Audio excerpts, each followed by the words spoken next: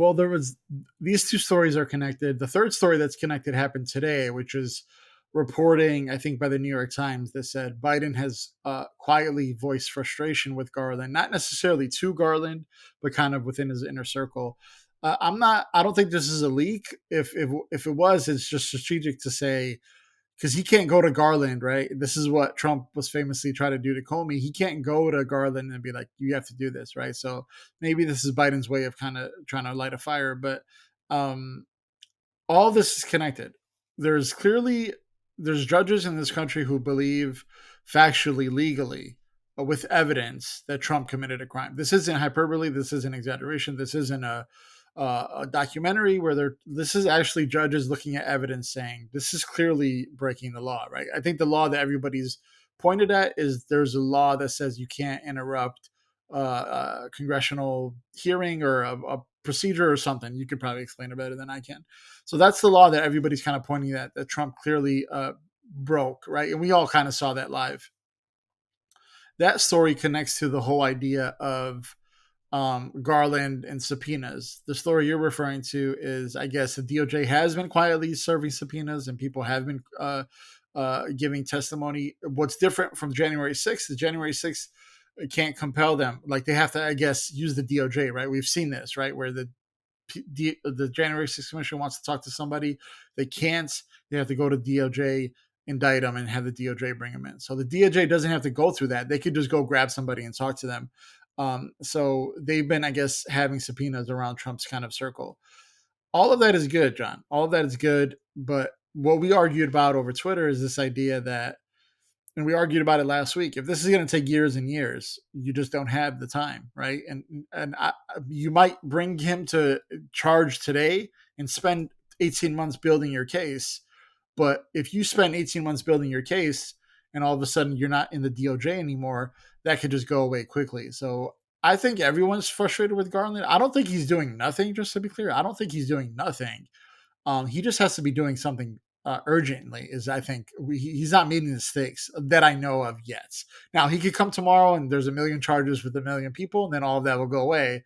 But until that happens, we're going to be frustrated. Well, here's the thing, though. Joe Biden controls Joe Biden and Merrick Garland, as long as he stays in office, control the Department of Justice at least through January 19th of 2025. Okay, that's the first thing. It's and the Justice Department is not at all controlled by what happens this November. Congress is, but the Justice Department is not.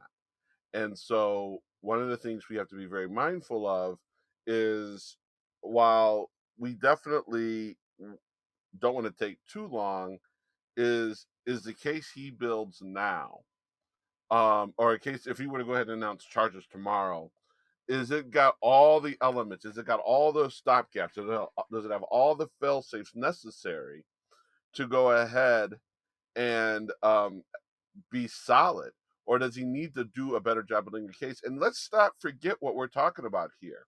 We have never, in the history of America, we have never gone ahead and indicted and prosecuted a former president. Mm-hmm. And I would assume, and someone said that, I heard someone say, does Merrick Garland want to be the first person to ever do that?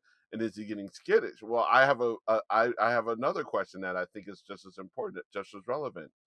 If you are going to be the first, shouldn't you have the best case possible? You understand what I'm saying? We're asking them to do something that's never ever been done in history, and should we take?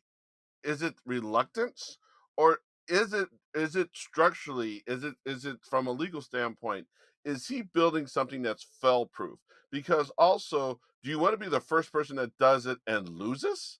Right? I mean, or does he want to be the first person to do it and do it successfully? I'm just saying that some of the stakes are so high, and we're acting like it's just some common criminal that would normally be charged, that Garland has not yet charged, or what have you. I just think that, I don't know. I'm not a legal expert, but I also think that when we think about the stakes, I also wonder, are there certain criteria that must be met given the stakes that he probably would not necessarily feel like he needs to meet if it was just some random guy. If it was Steve Bannon and if everything stopped and started with Steve Bannon, he might already be indicted. But considering the stakes of going for a former president, I wonder, again, I don't know enough. I'm not speaking off any kind of else, but I'm just wondering, are we being fair and not realizing how much what he's being asked to do is out of the ordinary, and might those circumstances be a little bit tougher than a normal case?